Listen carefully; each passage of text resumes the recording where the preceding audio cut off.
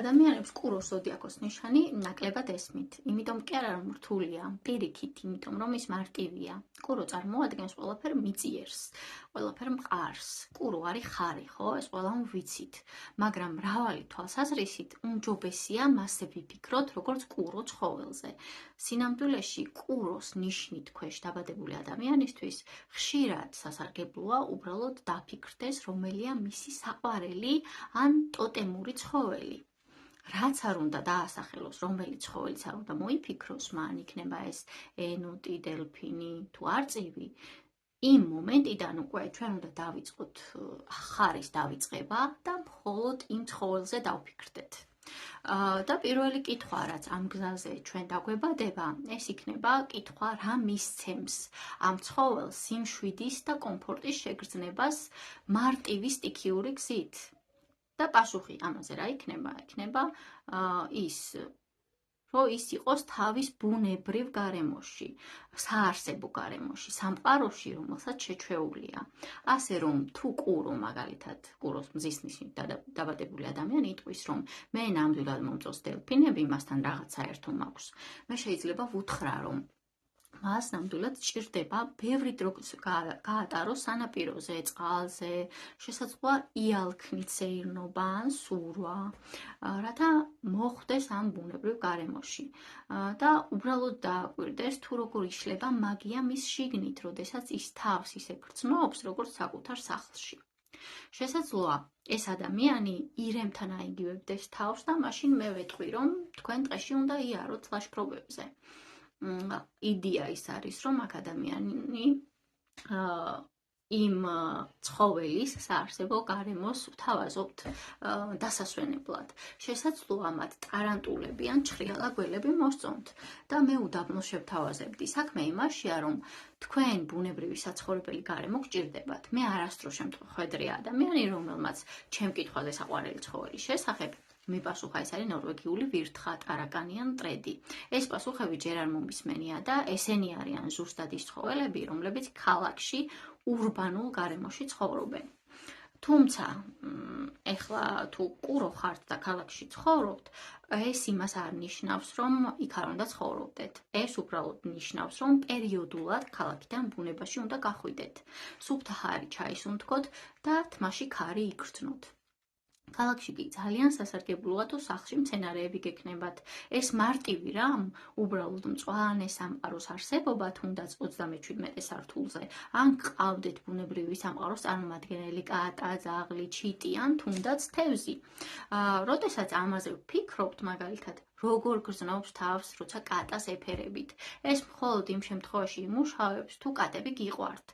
თქვენ თავს მშვიდად, კომფორტულად იგრძნობთ. ადამიანები კატებს კაცობრიობის ისტორიის თითქმის მთელი პერიოდის განმავლობაში ეფერებოდნენ და თქვენ იწყებთ ამ სიმშვიდის შეგრძნებას. იმის შეგრძნებას, რომ მონაწილეობთ იმაში, რაც არ იცვლება. რა თქმა უნდა, თქვენ სინამდვილეში ასეთ რთულ ფიქრებზე არ ფიქრობთ.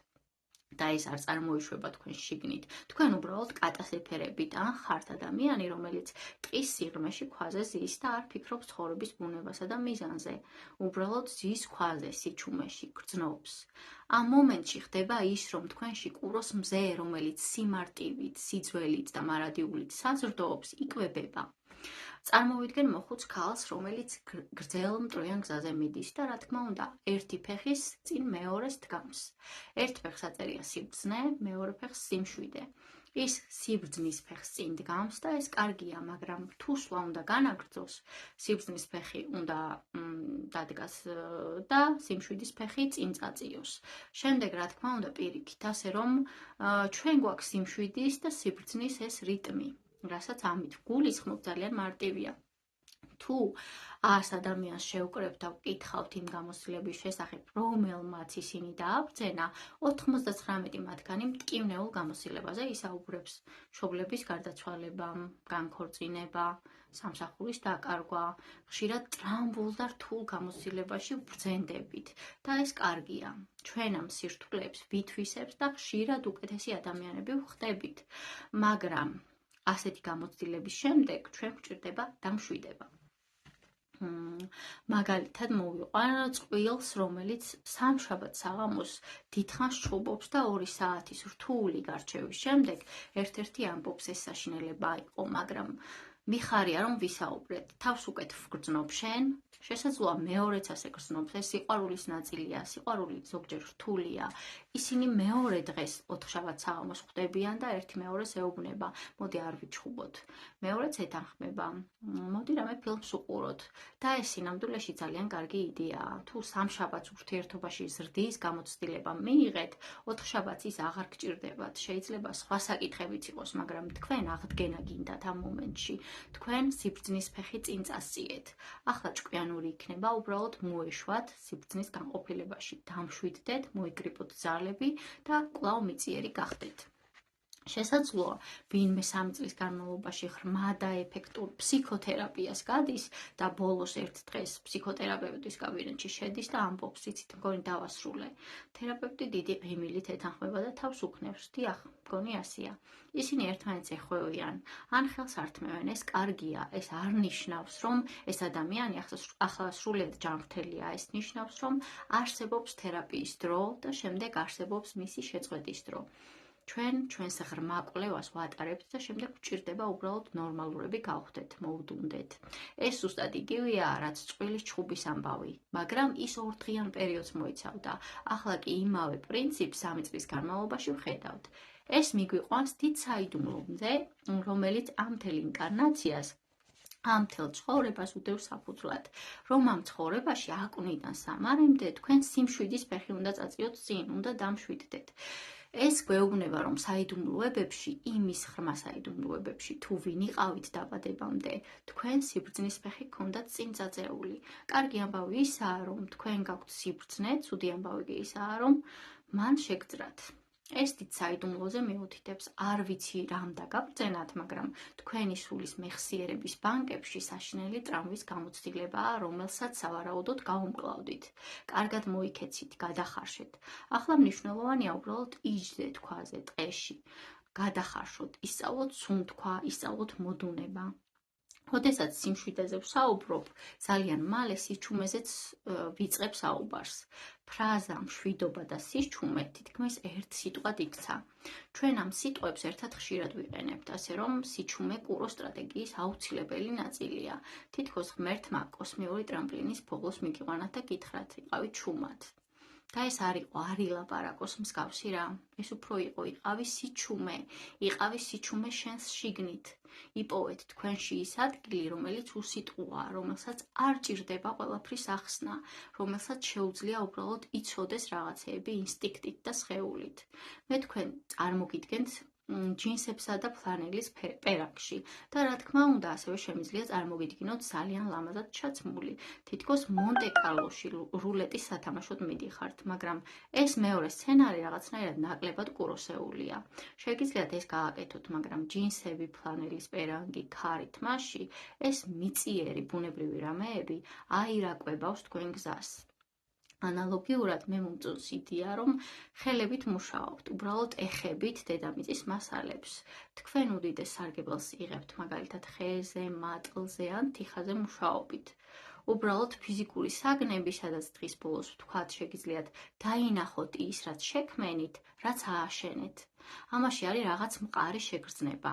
ასევე დამოვმატებდი, თუ რამდენად სასარგებლოა თქვენთვის ისეთი მარტივი ამოცანების შესრულება, როგორიცაა ბოსტნეულის დაჭრა. რამდენი ხანია, რაც ადამიანები ბოსტნეულს ჭრიან. ვიცი, არც ისე შთამაგონებლად ჭრეს, მაგრამ ამ მარტივ უძველეს ცხოველურ ქმედებებში ჩვენ პოულობთ სიმშვიდის კუნძულებს, სულის სიმშვიდეს, რომელიც მარტივი და განმეორებადი ქმედებებით ჩნდება. რამდენიმე წუთის წინ სიჩუმე ვახსენე და ეს პარადოქსულად მიგვიყვანს კუროს საბაზისო იოგამდე, ანუ სულიერი ძალისხმევის ფორმამდე, რომელიც პარადოქსულად ხმაურიანია. ეს არის მუსიკა. თქვენ უდიდეს სარგებელს იღებთ მუსიკის მოსმენით და კიდევ უფრო მეტად სარგებელს მიიღებდით მუსიკის დაყვრით. იმისთვის, რომ ნამდვილად ჩაეფლოთ ტონების და რიტმის ურთიერთქმედებაში. თქვენ უნდა გადაიქცეთ მოსმენად, უნდა გახდეთ სიჩუმე, რომელსაც შეუძლია მოსმენა. მუსიკის მოყვარულებს შორის შეიძლება დიდი აღფრთოვანება იყოს ძალიან მაგარი გიტარისტის ან ვინმეს მიმართ, ვინც დიდ ოსტატობას, სისწრაფეს და ბრწყინვალებას ავლენს თავის ინსტრუმენტზე. და ეს მშვენიერია, მაგრამ სერიოზულ შემსრულებლებს შორის, ჯაზის მუსიკოსებსა თუ ნებისმიერი კატეგორიის სერიოზულ მუსიკოსებს შორის, უმაღლესი კომპლიმენტი, რომელიც ერთ მუსიკოს შეუძლია მეორეს უთხრას, არის: შენ ნამდვილად შეგიძლია მოსმენა. ეს მოსმენის უნარი, სიჩუმის პოვნის უნარი, რათა შევძლოთ მოსმენა მუსიკის, ეს არის კუროს გული, მუსიკა ამაზე დგას. ეს მისი საფუძველია. ანალოგიურად, ბევრი კარგი მუსიკოსი, განსაკუთრებით იმპროვიზაციულ მუსიკაში, ერთმანეთს კომპლიმენტს ეუბნება იმ ნოტებზე, რომლებიც არ დაუკრეს, სიჩუმის დაკვრის უნარზე, მის ცოდნაზე, თუ როდის უნდა დაუპირისპირო სიჩუმე ხმას და როგორ გამოიყენო ეს სტრატეგიულად. არ მინდა ვთქვა, რომ კუროსთვის აუცილებელია მუსიკოსობა, უბრალოდ მინდა ვთქვა, რომ ეს არის უძველესი, მიწიერი, სხეულზე ორიენტირებული გამოცდილების მაგალითი, რომელიც ნამდვილად გეხმარებათ სიმშვიდის ფეხის წინ წაწევაში. ასე რომ თქვენთვის ამ ცხოვრებაში ყველაფერი ამაზე დადის. სიმშვიდის ფეხის წინ წაწევაზე ზოგჯერ ეს ისეთი მარტივია, როგორიცაა ცხელ-აბაზანაში ჭდომა ან მარილიან წყალში ცურვა და დაფიქრდით ამაზე და იმაზე, თუ როგორ გრძნობთ თავს წყლიდან ამოსვლისას. შეიგრძენით თქვენი სხეული და როგორ გრძნობს თავს თითეული მთელი სტატიკური ელექტროენერგია ცხელმა აბაზანამ ამ ოკეანეში ჩაძირვამ გამოაცალა. სხეულში სიმშვიდე შემოდის ანალოგიურად თქვენ უდიდეს სარგებელს იღებთ მასაჟისგან. ესეც მიგიყვანთ ცენტრში. კურო მგრძნობიარეა, ჩვენ გვესმის სიტყვა მგრძნობიარე და ხშირად მას სექსუალურად ვაქცევთ და ეს სექსი, რა თქმა უნდა, მშვენიერი რამაა და ის კუროს ნაწილია, კურო სხეულშია, ასე რომ ფიზიკური სექსუალობა თქვენთვის ძალიან სასარგებლოა, მაგრამ მრავალი თვალსაზრისით ამ აზრს კიდევ უფრო ზუსტად გამოვხატავ თუ ვისაუბრებ უბრალოდ ჩახუტებაზე, იმ ადამიანთან ჩახუტებაზე, რომელიც ნამდვილად გაინტერესებთ და ზამთრის ბნელ ღამესაბნის ქვეშ ერთმანეთის ჩახუტებაზე და ამ გზით იგრძენით ის უძველესი იდუმალი სიმშვიდე და უსაფრთხოების გრძნობა, იგრძენით როგორ შემოდის ეს გრძნობები თქვენს ცნობიერებაში და ავსებს თქვენი ფიზიკური სხეულის ყველა უჯრედს, უბრალოდ ჩეხების საიდუმლოებების გამო. კურო არის ნიშანი, რომლის გაგებაც ჩვენთვის რთულ თანამედროვე ცივილიზებულ ადამიანებს გვიჭირს, უბრალოდ იმიტომ, რომ ის ძალიან მარტივია. ის გვახსენებს იმას, რაც ყოველთვის ვიცოდით. ის გვახსენებს იმ ფაქტს, რომ ბედნიერება და მისი ფესვები სინამდვილეში ძალიან მარტივი რამაა და რომ უსაფრთხოება სინამდვილეში ისაა, რისი განცდაც მხოლოდ წამიდან წამამდე შეგვიძლია. ეს არის ის, რისი კულტივირებაც შეგვიძლია ამ ქმედებებით, რომლებსაც აღვწერდი, მაგრამ საბოლოოდ ჩვენის ყოველწამს უნდა ვიცხოვროთ. თქვენ აქ მოხვედით, რათა ჩაისუნთქოთ, ამოისუნთქოთ, იყოთ თქვენ სხეულში, იყოთ აწმყოში, დამშვიდდეთ მას შემდეგ, რაც უძველესი ჭრილობა მოგაყენეს. ჭრილობა, რომელიც გადახარშეთ, რაღაც, რაც ისწავლეთ, რაღაც, რამაც შეგძრათ და ახლა მთელი ამოცანა სიმშვიდის პოვნაშია.